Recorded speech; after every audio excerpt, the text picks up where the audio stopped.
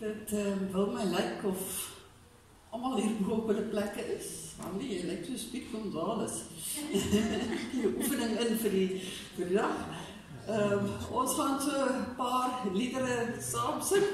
Ons gaan begin met lied 38 in ons gemeente sangbundel. Eintlik al ons liedere kom daaruit. Ons besing die drie eenheid van God. Ek loof die naam, o Skepper God, en dan Seun van God, en dan o Gees van die Vader.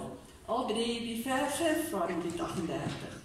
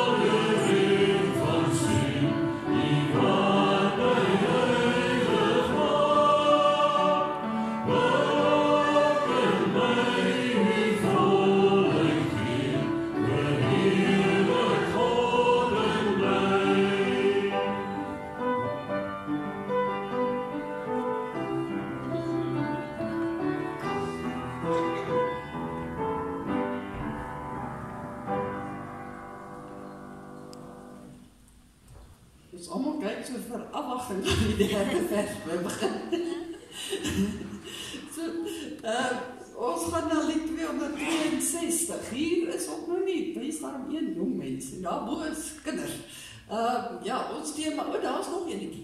Ons thema vanavond gaan oor genade. En julle behoort, denk ik, in elke lied genade, die woordjie genade te vind. So nou kan julle oplet soos ons sing, waar julle genade kry. Ek roep u naam, ek wil graag sing, ek wil u eer, u hulde bring. Die 262, as ons hom vind op die borde, wacht, hy het eers weer verdwyn, dis daar die krag wat in die weg was, maar ons is baie bly toe hy dadelijk weer terugkom.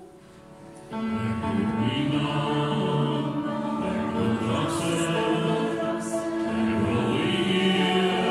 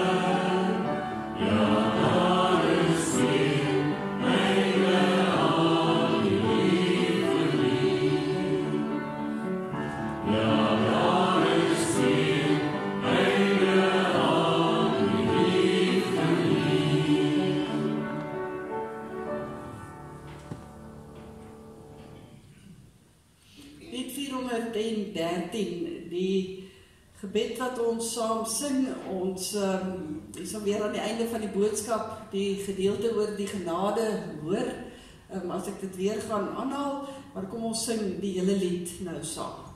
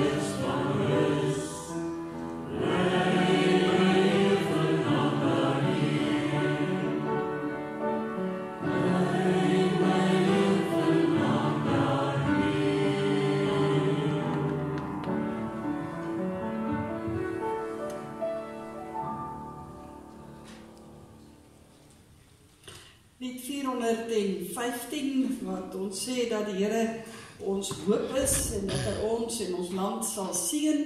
Ons sing die eerste 3 verse.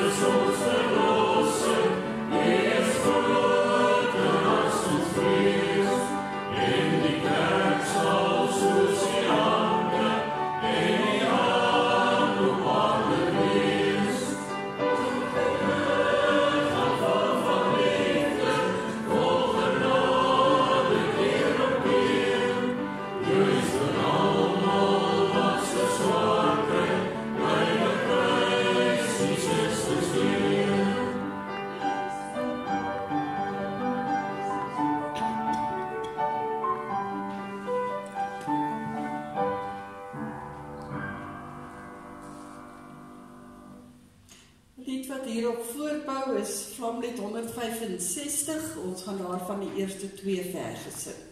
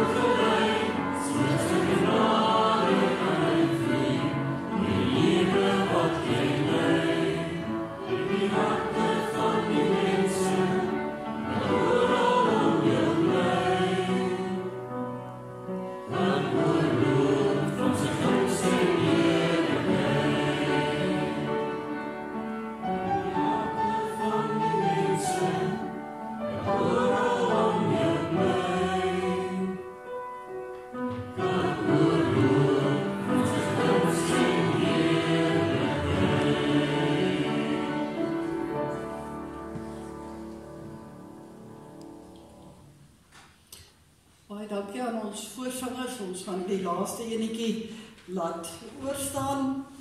Geliefdes, weer eens baie welkom terug hier in die huis van die Here.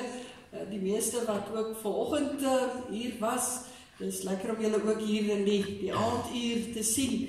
En soos ek dan nou 'n bietjie vroeër genoem het, as ons vanaand stil staan by die tema dat genade gee betekenis aan ons toekoms. Ek herinner weer aan die dankoffers wat net by die deure is. Dankie vir ons diakens wat op hulle pos is. En dan die heerlike sop en broodjies oorkant ook by die kerksaal. Die dames doen baie moeite ook. Ek weet daar is aartappelsop vanaand, so nie wat daarvan nou moet gaan. Maar daar's ander ook. So ek gaan maak gerus 'n braai ook daar by die saal. Ons gaan stil word voor die Here, dan roep ons sy naam aan.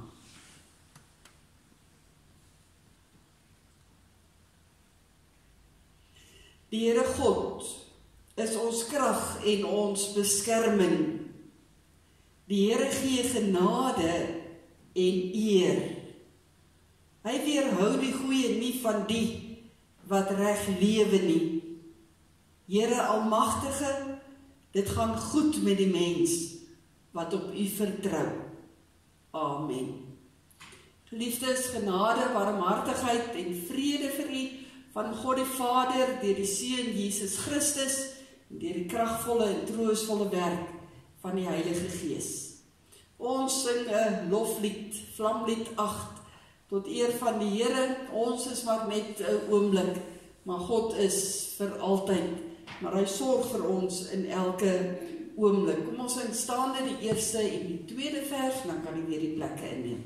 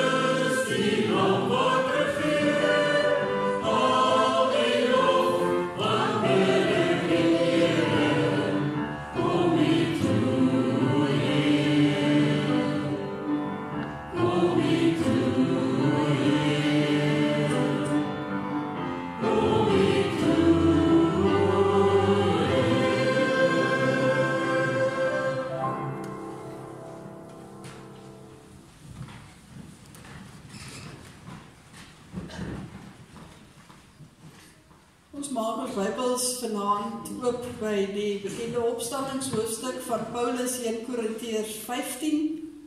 1 Korintiërs 15. En al is dit aangrypend om die hele hoofstuk te lees, gaan ons dit nou nie doen nie. Ons gaan die eerste 22 verse saam lees. 1 Korintiërs 15 vanaf vers 1. wat ons gaan saam lees.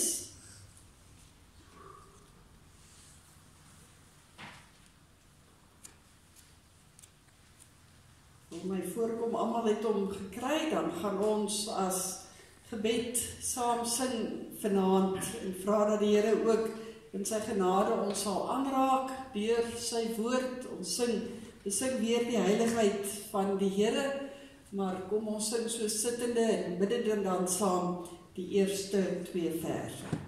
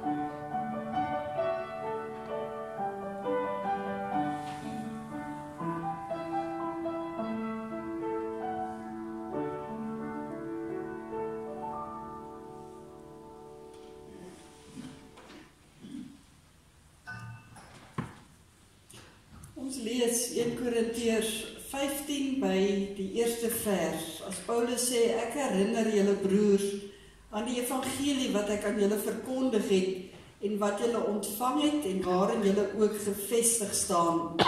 Deur die evangelie word julle ook gered as julle vashou aan die boodskap soos ek dit aan julle verkondig het. As julle aan iets anders vashou, het julle te vergeefs tot geloof gekom. Die belangrikste wat ek aan julle oorgelewer het en wat ek ook ontvang het, is dit: Christus het vir ons sondes gesterf volgens die skrifte. Hy is begrawe en op die 3de dag opgewek volgens die skrifte. Hy het aan Sefas verskyn, daarna aan die 12 en daarna aan meer as 500 broers tegelyk, van wie sommige al dood is, maar die meeste nou nog lewe.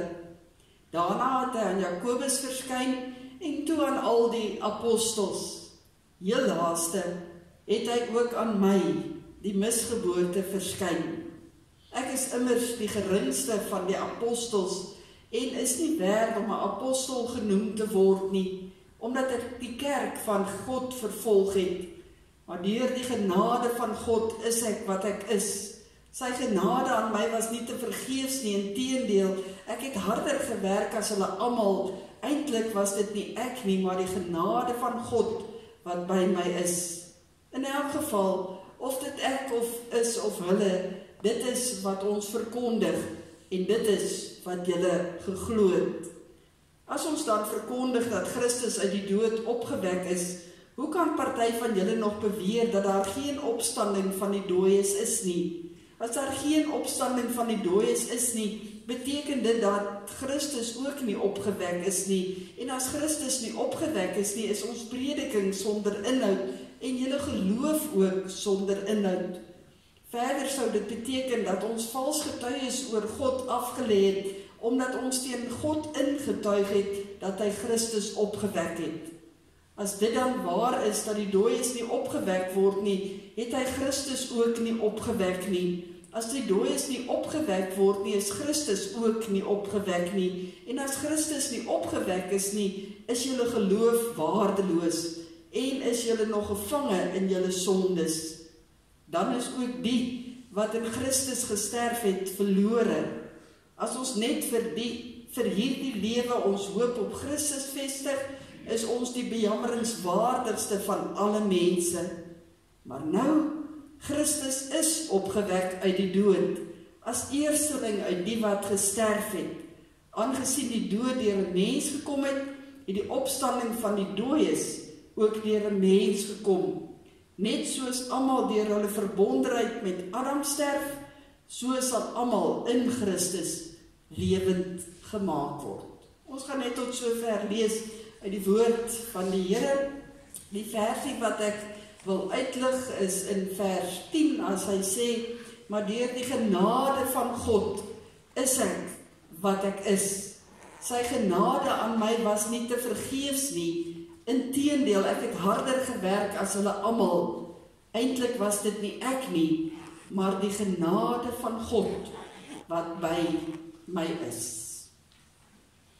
Geliefdes in ons Here Jesus Christus, laat die Here se liefde jou oorspoel, sodat jou tande koud kry wanneer jy lag en jou lyf blink van al die Here se genade. Dit is blykbaar 'n gesegde wat kom daar uit die Kalahari. En wanneer 'n mens nou gaan soek na gesegdes of waarhede wat oor genade handel, dan is daar eintlik nogal ongelooflik baie. Wanneer 'n mens dit intik op jou rekenaar, dan spring daar sommer baie uit wat handel oor genade. Hierdie ene was vir my eintlik een van die meer kostelikes gewees. Vanaand kyk ons na die tema van genade, en dan veral genade wat vir ons betekenis moet gee, ook vir ons toekoms. Nou, net soos daar baie gesegdes is daar net so baie skrifgedeeltes wat ook handel oor genade. 166 verse om presies te wees in ons huidige vertaling, waarbinne ons die woordjie genade sal vind. En ons gaan vanaand stilstaan by een van daardie gedeeltes, by Paulus se gedeelte, waar hy oor die genade skryf.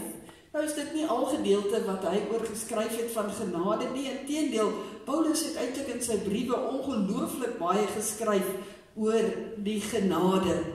Met alles wat met hom gebeur het in sy lewe, dink ek is dit nogal verstaanbaar, want hy was in persoon intens bewus van God se genade oor sy lewe. En in vanaand se gedeelte trek hy 'n baie duidelike verband tussen die genade van God wat vir ons waargemaak is in die opstanding van ons Here Jesus Christus, en waaruit ons dan as kinders van die Here ook lewe. Nou, Paulus begin deur te verwys na 5 groepe mense aan wie Jesus verskyn het na sy opstanding uit die dood. Die evangelies vertel natuurlik vir ons dat daar baie ander mense ook was aan wie Jesus verskyn het na sy opstanding, as juis net hierdie 5 groepe. Nou wonderlik, as ek vir u sou vra, wat is uitsonderlik aan hierdie 5 groepe of individue na wie Paulus verwys, dan is daar nogal ietsie wat 'n mens opval. As 'n mens nou fyn sal lees, dan is dit interessant dat in hierdie lysie wat Paulus hier opnoem, almal mans is waarna verwys word. Hy verwys nie na een enkele vrou nie. En tog maak die evangelies dit vir ons baie duidelik dat Jesus ook aan dames, ook aan vrouens verskyn het na sy opstanding. Hy het byvoorbeeld eers aan Maria Magdalena en die ander Maria wat saam met haar was, die vrou van Kleopas, het hy verskyn, soos wat ons lees in Markus en in Johannes. Maar voordat ons nou vir Paulus wil beskuldig van 'n baie patriargale streep wat hy dalk hier uithaal, moet ons dan kyk, wat is die rede? Hoekom Paulus juis hierdie 5 groepe met individue dan hier uitlig? En dalk as ons so 'n bietjie verder delwe, dan kry ons die rede hoekom Paulus juis hierdie spesifieke lysie dan vir ons opgestel het. Want daar is 'n verduideliking ook daarvoor vir hierdie mense wat Paulus spesifiek hier noem. Hy noem hier dat Jesus verskyn het aan Sefas, oftewel Simon Petrus. Sefas is die Arameese naam vir Petrus, wat in Grieks weet ons rots beteken, en ons weet baie goed van Petrus. Dan verwys hy dat die Here op 'n stadium aan 500 broers gelyktydig verskyn het. Elders in die Nuwe Testament lees ons nie daarvan nie. Daar word genoem dat hy aan Jakobus verskyn het. Ook in die ander plekke van die Nuwe Testament kry ons ook nie 'n verwysing van die omstandighede waarbinne dit gebeur het nie. Dan verwys hy na al die apostels aan wie Jesus verskyn het. En in sy teks sê hy nou nie eksplisiet na watter gebeure daar verwys word nie, maar heel moontlik verwys hy daar waar Jesus aan sy disippels verskyn het, toe hulle toegesluit gesit het, daar in die binnekamer, soos wat ons lees in Johannes 20. En dan laaste verwys hy na homself, Paulus. Maar as ons nou mooi gaan kyk hoe hy na homself verwys, is dit eintlik baie neerhalend. Hy noem homself die misgeboorte, of in die ander vertalings die ontydige geborene. Hy noem homself die geringste, wat dit nie werd is om 'n apostel genoem te word nie. En dan gee Paulus so ietsie van 'n persoonlike getuienis. Vertel hy van hoe groot God se genade oor hom was. As hy hierdie woorde gebruik van dat hy 'n misgeboorte of ontydige geborene was, dan is dit vir ons moeilik om presies te bepaal wat Paulus daarmee bedoel het. Maar die meeste Bybelskrywers is dit eens dat dit een van twee dinge kan wees. Dit kan wees dat hy so neerhalend na homself kyk as hy dink aan sy verlede. Daar waar hy deel gehad het aan die aktiewe vervolging van die eerste Christelike kerk, waar hy dit gesteun het en met 'n passie daaraan deel geneem het. Letterlik staan daar inderdaad dat hy homself die misgeboorte noem, want hy dink terug daar waar hy eintlik totaal en al verkeerd opgetree het. Maar as dit nie was dat Jesus in sy lewe ingegryp het nie, het hy nie gelewe nie. Het hy dalk fisies gelewe, maar het hy nie geestelik gelewe nie. As Saulus was hy lankal eintlik volgens hom op die pad van die dood, want hy was 'n toegewyde fariseer gewees, hy was 'n vyand gewees van al die Christene, waar hy hulle laat vervolg het, waar hy hulle laat lei het, waar hy hulle in die tronk laat gooi het en self toestemming gegee het en goedkeuring gegee het dat hulle doodgemaak word, net omdat hulle in Christus geglo het en hy 'n toegewyde fariseer was wat dit nie kon steun nie. Maar dan ken ons Paulus se geskiedenis, hoe Jesus daar aan hom verskyn het, daar op die pad van Damaskus, en hoe die genade van God sy lewe totaal en al onherroepelik en onherkenbaar verander het.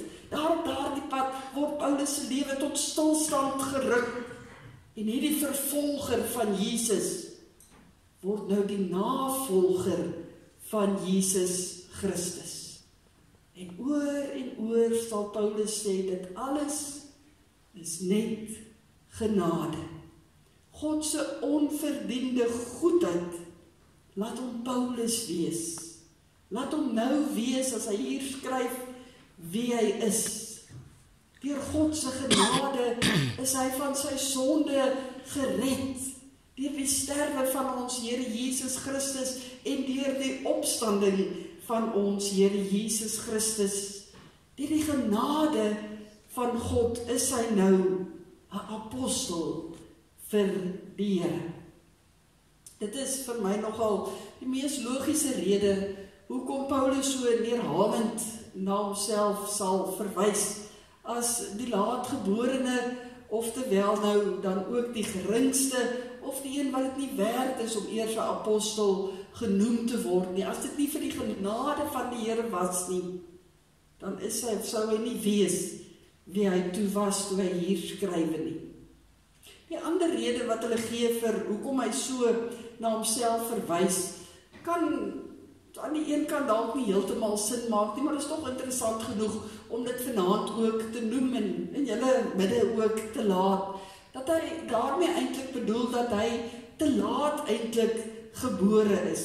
Al is Paulus en Jesus min of meer tydgenote gewees, dan word geraam dat Paulus so min of meer 4 jaar na Jesus Christus gebore is die meeste geskiedkundiges daarmee ooreenis dat hulle nooit mekaar fisies ontmoet het nie. Hulle het mekaar nooit in die oë gekyk nie. En dat Paulus dan nou eintlik bedoel het, dat hy te laat gebore is, omdat hy nooit vir Jesus ontmoet het nie. En hy het bloot eintlik net nie vir Jesus ontmoet het nie, omdat hulle te ver van mekaar af weg gebly het. En dat Paulus hier kan verwys dat hy die laatgeborene is, omdat hy Jesus se aardse lewe gemis het. Hy het nooit self gehoor hoe Jesus preek nie. Hy het nie gesien hoe Jesus sieke genees of ander wonders doen nie.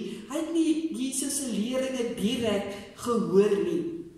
Maar hoe ook al, God het gesorg dat sy genade werk.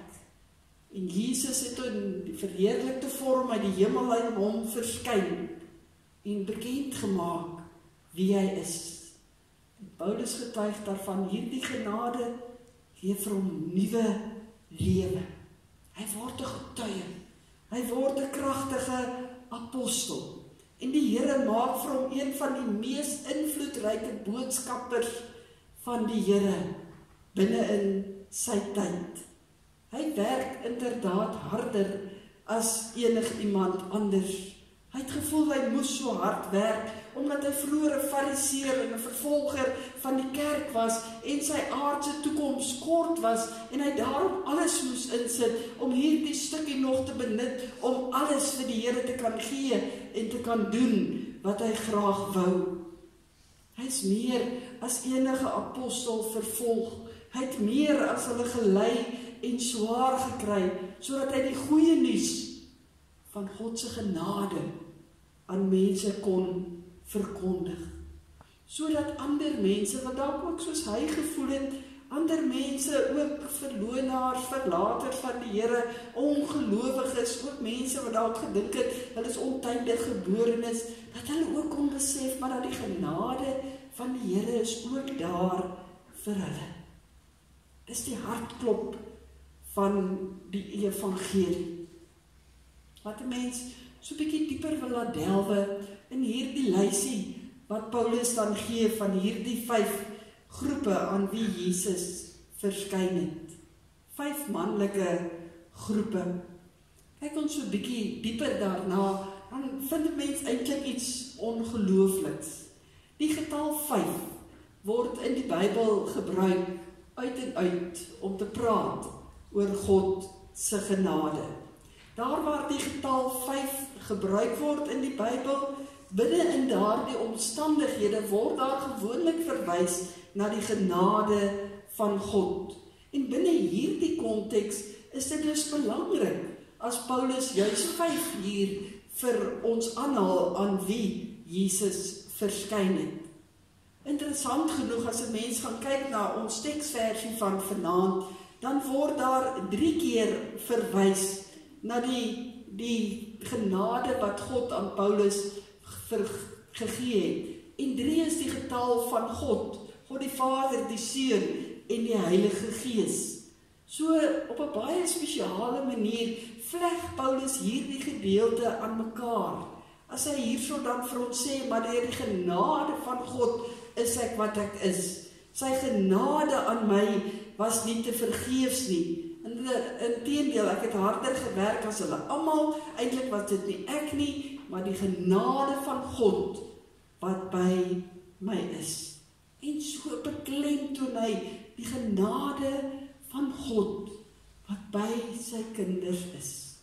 Deur die getal 5 te gebruik, maar ook die getal 3, dat genade net van God afkom. En dan, as ons so 'n bietjie dink aan die kultuur van daardie tyd, dit was in Paulus se tyd tradisioneel die gebruik dat die woord van die Here deur mans oorgedra is. En wanneer Paulus hierdie lysie van 5 manne noem, dan is dit glad nie om teen vrouens te diskrimineer nie. Hy het slegs die roete gevolg waar volgens die Here se woord in daardie tyd geloofwaardig oorgedra is. En teen hierdie agtergrond is dit dan eintlik maklik om Paulus se woorde te verstaan.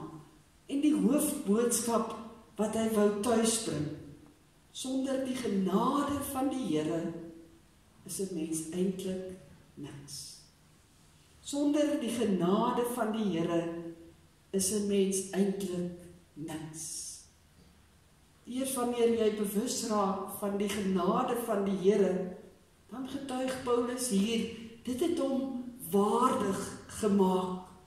Sonder die Here se genade het hy met verkeerde prioriteite geleef. Met die Here se genade het hy die regte perspektief gehad. Sonder die Here se genade was sy visie vir die toekoms totaal skeef getrek. Danksy die Here se genade het hy die regte insig gekry, het sy toekoms verander en was hy op die regte pad. Sonder die Here se genade het sy doelwitte misluk. Die kerk van die Here het steeds bly groei. Maar danksy die genade van die Here het sy lewe koersvas geraak. Het hy 'n toekoms gehad, het hy geweet waarheen hy op pad is. Wat sê dit vir ons vanaand? Ek dink in vandag se tyd word die woordjie genade baie maklik gebruik. En dan wonder ek baie keer of ons nog die werklike betekenis daarachter verstaan. En dat dit regtig by ons insink wat God se genade regtig is. Ons moet dalk vir mekaar sê wat genade is, deur eers vir mekaar te sê wat genade nie is nie. Ons uitkyk in hierdie lewe word baie sterk beïnvloed deur ons, sal ek dit kapitalistiese beskouing van die wêreld noem.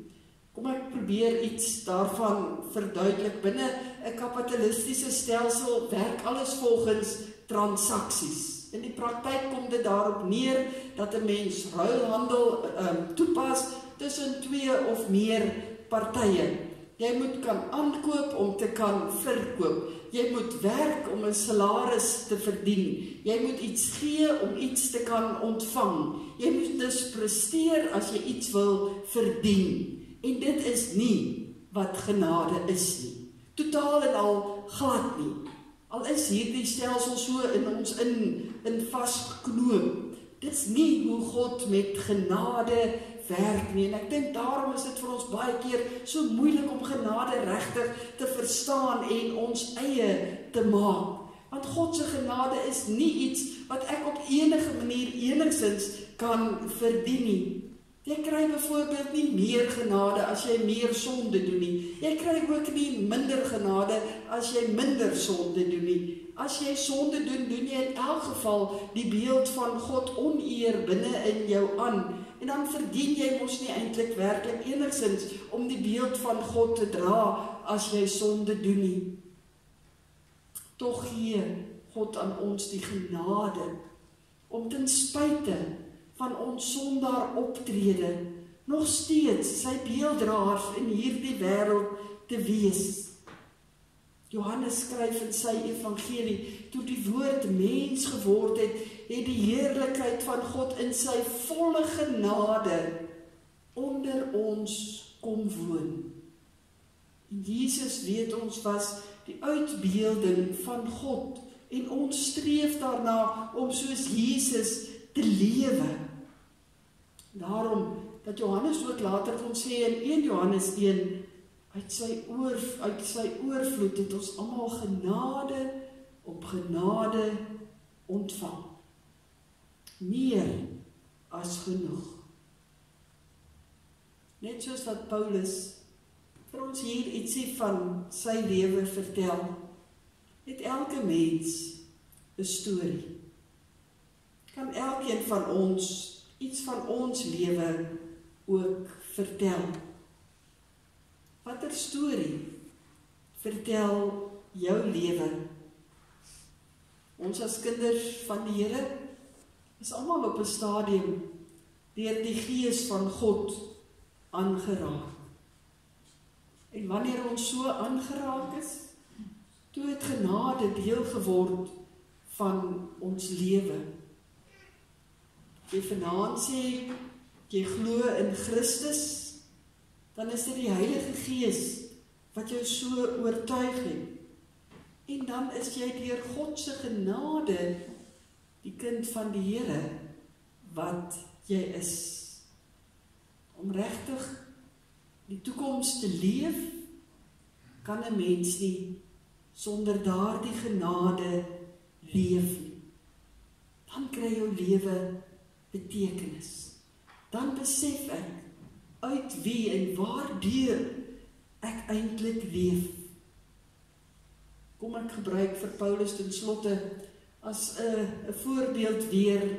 Paulus het op 'n keer gekla van die doring in sy vlees, waar ons kry in 2 Korintiërs 12 vers 7.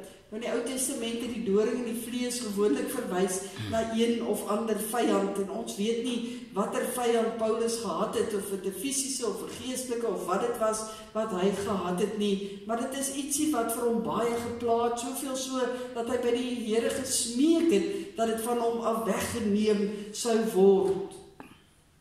En die antwoord wat die Here vir hom gegee het: my genade is vir jou genoeg. My krag kom juis in volle werking wanneer jy swak is. My genade is vir jou genoeg. Wanneer ons swaar trek in ons aardse lewe en swaarigheid sien vir ons aardse toekoms, bekommerd is oor die vyande wat ons elke dag moet trotseer en moet oorwin. Die goeie nuus: my genade is vir jou genoeg, sê die Here vanaand, vir elkeen van ons. God se genade is genoeg vir alles wat my donker en swartgallig mag laat voel. Sy genade is daar as ek val en probeer opstaan.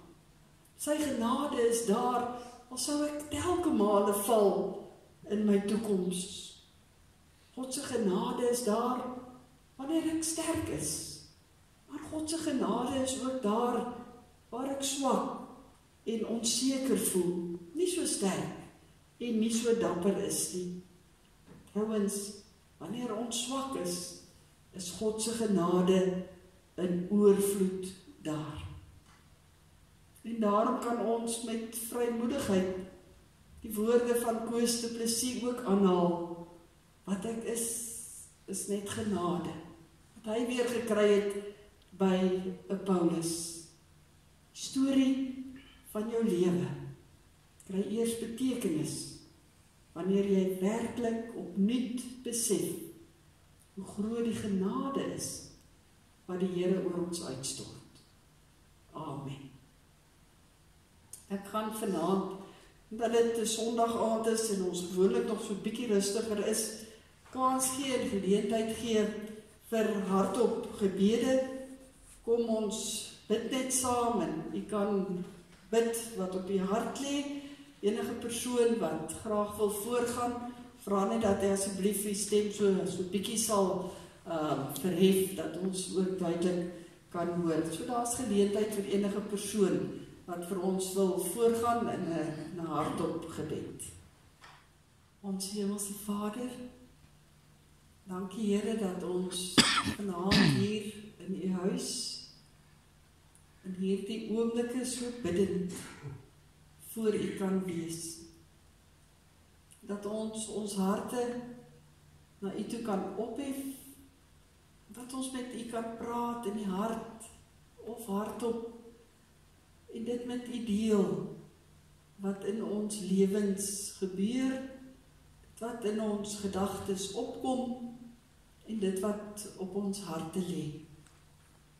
En ons weet, Here, dat ons eintlik nie eers vir U hoef te vra, dat U genade, U sorg en U liefde oor ons sal hou nie, want U doen dit in oorvloed.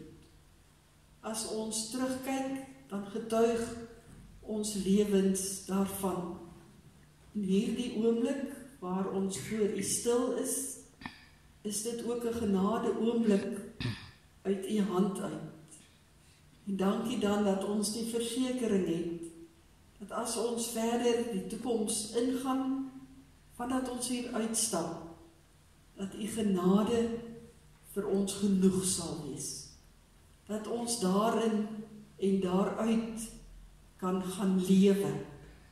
Dat al trek ons soms swaar in hierdie wêreld, U genade ons sal deurtrek, ons sal help en vir ons die krag sal gee.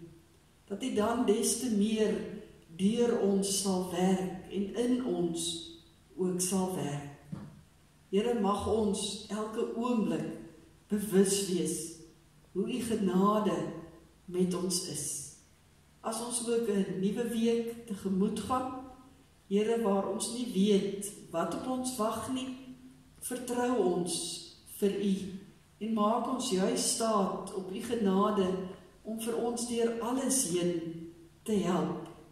Binne in werksomstandighede wat soms vir ons ondraaglik is, werklik 'n doring in die vlees. Binne eksamens wat studente en skoliere ook skryf, dat U genade ook daar is. Binne alles wat ons beleef, in ons huise, in ons sosiale lewe, in ons gemeenskap, in ons land, in ons wêreld.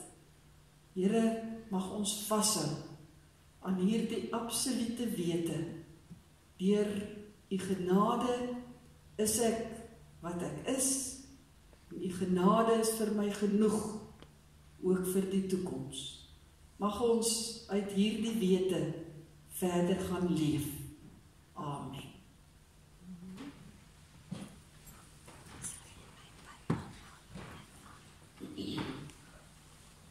Ek kan herinner aan die offergawes en aan die sop en broodjies by die saal, en dan môre aand staan ons bietjie stil by die belydenis waarmee ons lewe, en dat die belydenis waarmee ons lewe in ons Here Jesus Christus ook vir ons sekerheid gee vir die toekoms. Ons gaan sluit deur saam te sing uit lied 5.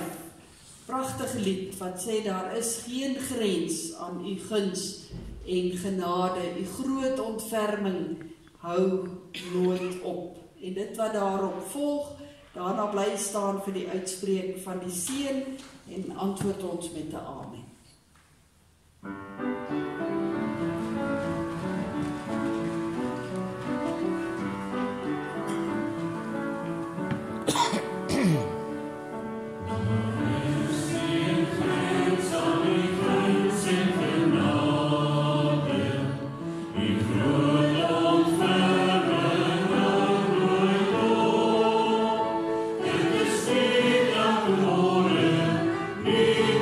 More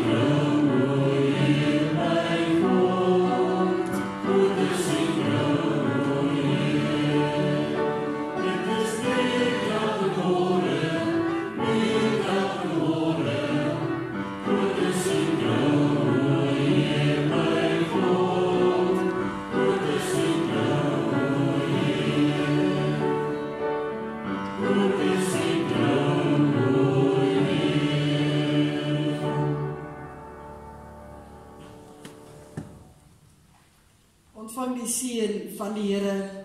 Mag God ons genadig wees en ons seën. Mag hy tot ons redding verskyn en aan ons sy vrede gee.